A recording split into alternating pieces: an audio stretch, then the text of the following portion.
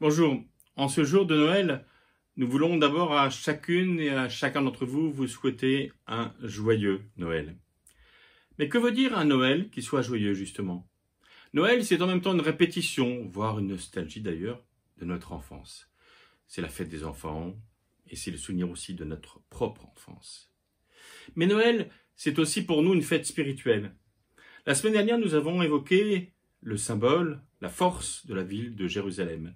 Cette ville multimillénaire, où on traverse encore une fois les siècles et les siècles, voire les millénaires, mais aussi un symbole fort et pourtant une ville en même temps meurtrie par les tensions entre les trois religions sœurs que sont le judaïsme, le christianisme et l'islam, et aussi meurtrie par l'actualité depuis le 7 octobre, après les attaques du Hamas contre l'État d'Israël et la réponse terrifiante de l'État d'Israël, mais à quelques kilomètres de là, Bethléem, la maison du pain, la ville de David. Eh bien, c'est là que, symboliquement, les auteurs des évangiles, je dis bien symboliquement parce que probablement Jésus est sans doute né ailleurs et certainement pas un 25, enfin il y a une chance sur 365 statistiquement pour qu'il soit né évidemment un 25 décembre, mais c'est un symbole très fort pour nous. C'est le symbole de la nouveauté. Je parlais de répétition et en même temps de nouveauté. Je parlais de tension et en même temps de paix. Ces deux symboles, la nouveauté et la paix, sont des symboles qui doivent toujours demeurer et qui dépassent largement d'ailleurs notre christianisme. Nous devons offrir Noël au monde entier.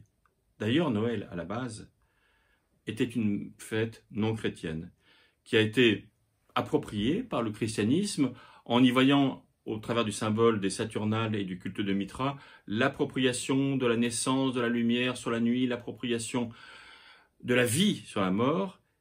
Eh bien, c'est cela que nous devons aujourd'hui offrir au monde. Noël, ça restera bien sûr, cette année comme les autres années, une fête dans nos familles. Mais cette année, 2023, est une année un peu particulière. Parce qu'effectivement, l'actualité du monde, l'Ukraine, Israël-Palestine, dans d'autres lieux du monde, résonnent les bombes, résonnent les armes.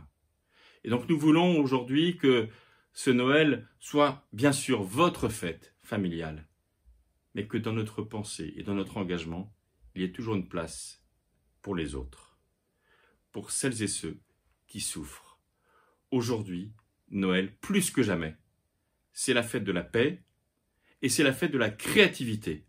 Alors soyons créatifs. Joyeux Noël à toutes et à tous.